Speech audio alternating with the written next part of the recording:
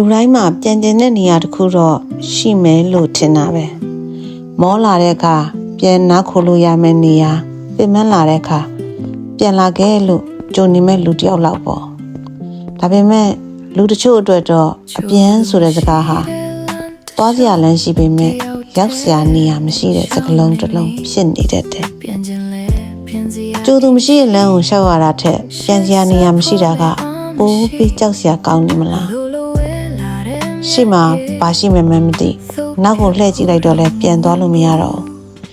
ဒီလိုအချိန်မျိုးမှာဘယ်ကိုဥတီပြီးရှောက်ရမလဲရှေ့ဆက်ပါဆိုတဲ့စကားကပြောရလွယ်ပေမဲ့ရှေ့မှာအနာဂတ်တစ်ခုရှိမရှိတောင်မသိကြသူတယောက်အတွက်တော့ခြေလမ်းတလန်းချင်းစီတိုင်းဟာလေးလံလွန်လာတယ်တချို့ကနာကျင်မှုတွေကိုမေ့ပြဖို့ကြိုးစားရင်းနဲ့ပဲအသက်ရှင်ကြတယ်တချို့ကတော့မေ့မပြေကြဘူးနာကျင်မှုကိုလှုပ်ပေးလိုက်မိကိုဖြတ်တန်းကြသမျှအရာတွေကဘာမှမဟုတ်ခဲ့သလိုဖြစ်သွားမှာဆိုလို့ကိုဆုံးရှုံးခဲ့တာတွေကိုခံစားခဲ့ရတာတွေကိုရခဲ့ရတဲ့အရာတွေကိုမေ့သွားတဲ့တနေ့မှာဒီဘဝကိုတောင်နေသားကျသွားမလားလို့ကြောက်နေပြီလို့လေဒီနာကျင်မှုနဲ့နေသားကျသွားမလားလို့ကြောက်နေပြီလို့ဒါကြောင့်ပဲညရည်ကိုတောင်တုံ့မပြေကြအောင်ညရည်ကဝမ်းနည်းမှုတစ်ခုတည်းရဲ့တသက်မဟုတ်ဘူးတခါလေမပြောပြခဲ့တဲ့စကားတွေမိကွန်းထုတ်မိကွန်းမရတော့တဲ့တရားမှုတွေရှာမတွေ့တော့တဲ့အိမ်မက်တွေပြန်ပိုင်ဆိုင်ခွင့်မရတော့တဲ့နေ့ရက်တွေအားလုံးကညရည်နဲ့တူပါလာတတ်တယ်တုတ်ပြလိုက်ရင်ကိုခံစားခဲ့ရသမျှကိုယ်တိုင်ပဲချက်စီးပြစ်လိုက်တယ်လို့ခံစားရတဲ့တာမျိုး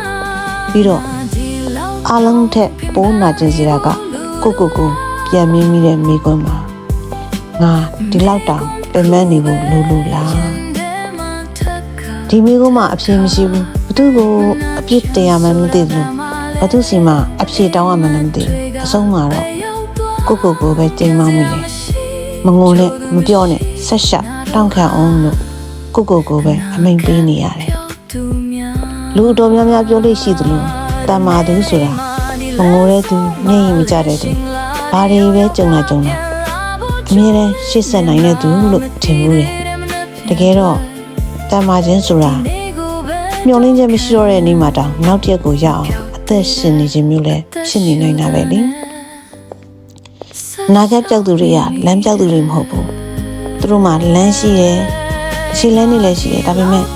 အဲ့ဒီလမ်းရဲ့အစုံမှာဘာရှိမယ်ဆိုတာမမြင်နိုင်အောင်ပါပဲအိမ်ဆိုတဲ့နေရာကိုပြန်လှည့်လို့မရသလိုအိမ်မက်ဆိုတာကိုလည်းလမ်းမမီသေးတဲ့အခါမနေ့ကနဲ့မနေ့ကကြားတဲ့နေရာမှာနာဂတ်စီရောက်ဖို့